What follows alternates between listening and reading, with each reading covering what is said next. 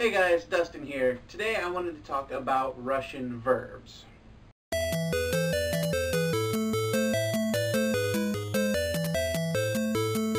If you remember back when I was learning Swedish, I think I said on more than one occasion that I thought learning how to use the verbs was probably one of the most important steps in learning the language. And also, if you remember, Swedish verbs had like 4 categories and they were kind of tricky. I still think that verbs are extremely important, and I also think that Russian verbs are less tricky than Swedish verbs, in the present tense anyway, so let's cover that today. Now before we get started, I have to say, I am not a teacher, I have had no formal Russian training. These are the things that I have learned, and I'm relaying them to you as I have learned them, correct or incorrect, and if I'm incorrect, please feel free to correct me. The sooner the better. So there's 2 groups of Russian verbs. The first group, the infinitive form, that's the to form, like to run, to jump, to walk, that's going to end in th, which is T and a soft sign, and if I'm mispronouncing that, I still haven't figured out the whole soft sign stuff yet, but I'm getting better. So for this example, we'll be using the verb znat, which means to know, and it's, I think, probably one of the first verbs you'll end up learning in Russian. So there's 6 different forms here. There's first person, second person, third person, and then there's the plural of each of those. Start with first person singular, which would be I know, so it would be ya znаю.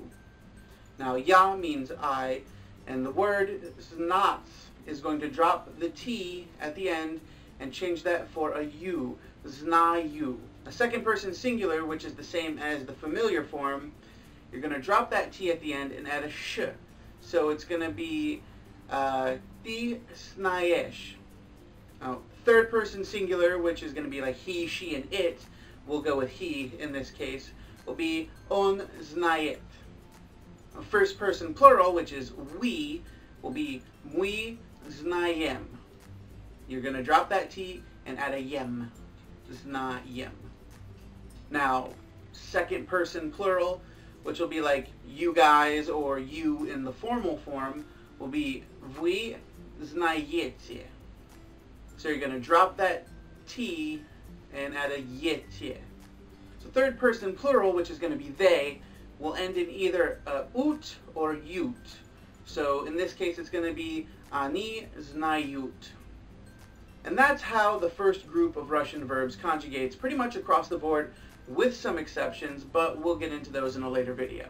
Now the second group of Russian verbs, the infinitive will end in it.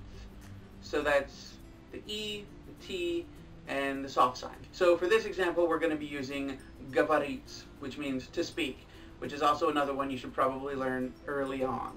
Now first person singular, which is the I, that'll conjugate the same way as the first of groups. So you'll have я говорю.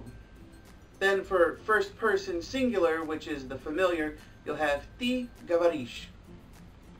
For third person singular, once again, that's he, she, and it. For he, it'll be он говорит. Now if you wanted to say she, it would be она говорит. And for it, it would be оно говорит. For first person plural, which is we, it would be мы говорим. Instead of yem in the first one, it's im in this one. For second person plural, which will be you guys or the formal version of you, it'll be вы говорите. So instead of yete, it'll be ite.